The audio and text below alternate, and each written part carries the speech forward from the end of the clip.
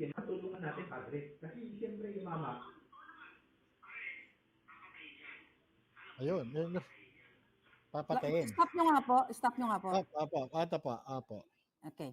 So, ayan, sabi niya, naririnig niyo po yan, nasa side kayo, tahimik lang kayo, di ba? Pare, Opo. sabi, papatayin yan. Oh my God. Ano po yung nakakangilabot, ano?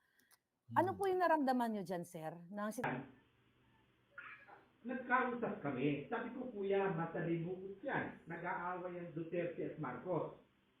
Okay? Pwede niyo po i-stop muna. Opo. Sige po. Ito po. Opo. Ano natin? Okay, sir. So diyan sa ano na 'yan, okay? Yung sinasabi mo, ang sinasabi nitong yung naka-green, sabi niya, "Kuyang, nag-aaway ang Duterte at Marcos." Kasi po, napakatagal na no? Matapos akong matanggal at ito pa yung sukli doon sa aking mga ginawa noon.